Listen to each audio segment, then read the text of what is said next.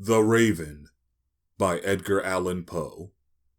As read by What It Is Bro 86.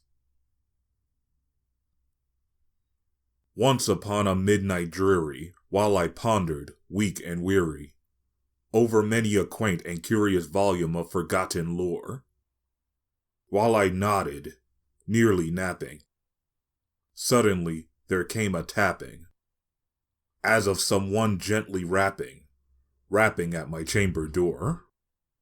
"'Tis some visitor," I muttered, "tapping at my chamber door.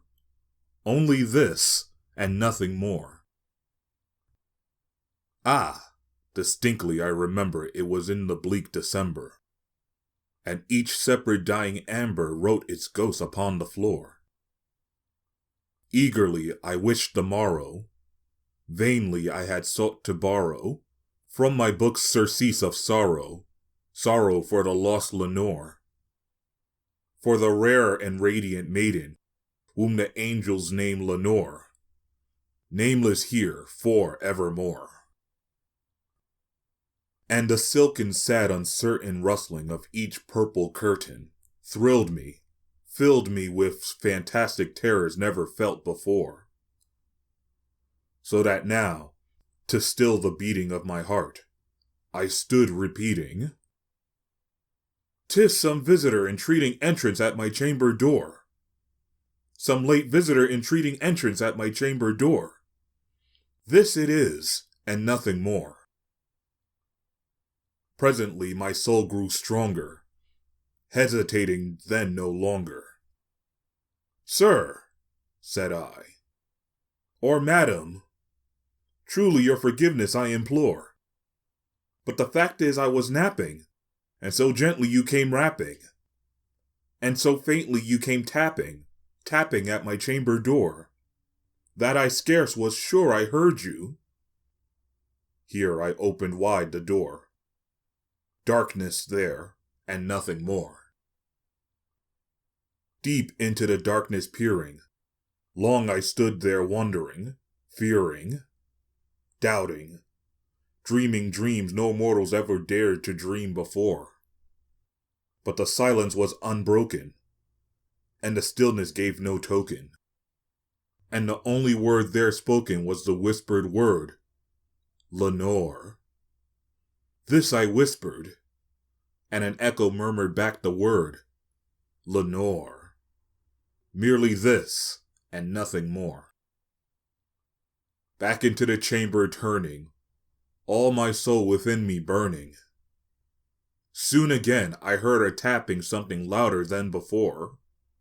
"Surely," said I, "surely that is something at my window lattice. Let me see, then, what thereat is, and this mystery explore. Let my heart be still a moment, and this mystery explore. 'Tis the wind, and nothing more." Open here I flung the shutter, when, with many a flirt and flutter, in there stepped a stately raven of the saintly days of yore. Not the least obeisance made he, not a minute stopped or stayed he, but, with mien of lord or lady, perched above my chamber door, perched upon a bust of Pallas just above my chamber door, perched, and sat, and nothing more.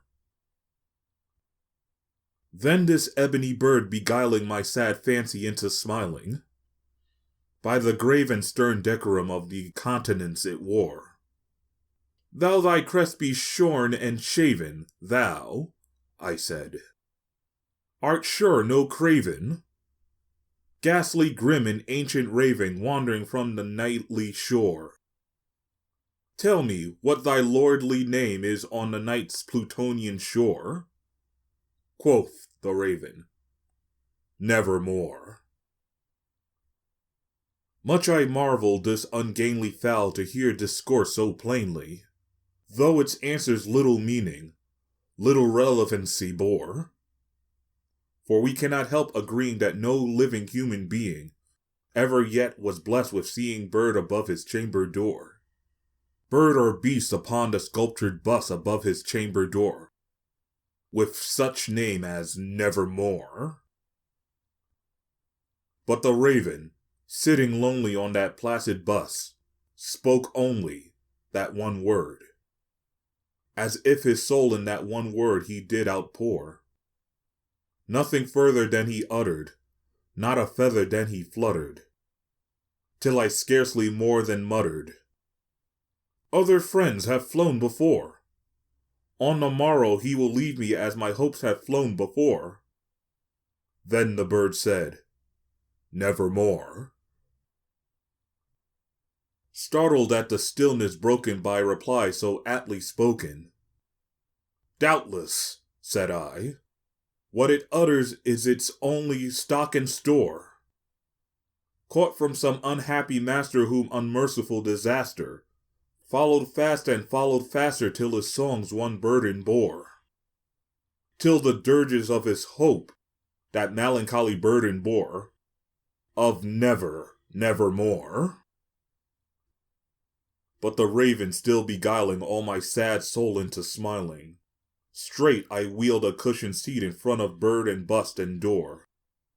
Then, upon the velvet sinking, I betook myself to linking fancy onto fancy, thinking what this ominous bird of yore, what this grim, ungainly, ghastly, gaunt, and ominous bird of yore meant in croaking "Nevermore." This I sat engaged in guessing, but no syllable expressing, to the fowl whose fiery eyes now burned into my bosom's core. This and more I sat divining, with my head at ease reclining, on the cushion's velvet lining that the lamplight gloated o'er, but whose velvet violet lining with the lamplight gloating o'er, she shall press, nevermore. Then, methought, the air grew denser, perfumed from an unseen censer, swung by seraphim whose footfalls tingled on the tufted floor. "Wretch," I cried, "thy God hath lent thee, by these angels he hath sent thee, respite, respite and nepenthe from thy memories of Lenore. Quaff, oh quaff this kind nepenthe, and forget this lost Lenore." Quoth the raven, "Nevermore."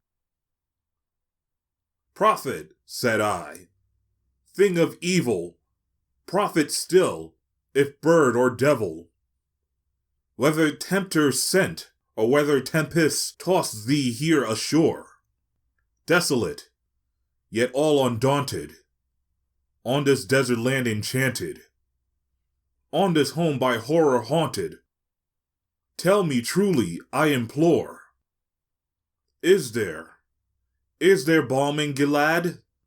Tell me, I implore." Quoth the raven, "Nevermore." "Prophet," said I, "thing of evil, prophet still if bird or devil, by thy heaven that bends above us, by that God we both adore, tell this soul with sorrow laden if, within the distinct Iden, it shall clasp a sainted maiden whom the angels name Lenore, clasp the rare and radiant maiden whom the angels name Lenore." Quoth the raven, "Nevermore." "Be that word our sign of parting, bird or fiend," I shrieked, upstarting. "Get thee back into the tempest and the night's Plutonian shore. Leave no black plume as a token of that lie thy soul hath spoken. Leave my loneliness unbroken. Quit the bust above my door. Take thy beak from out my heart, and take thy form from off my door." Quoth the raven, "Nevermore." And the raven, never flitting, still is sitting, still is sitting on the pallid bust of Pallas, just above my chamber door. And his eyes have all the seeming of a demon's that is dreaming. And the lamplight o'er him streaming throws his shadows on the floor. And my soul from out that shadow that lies floating on the floor shall be lifted nevermore.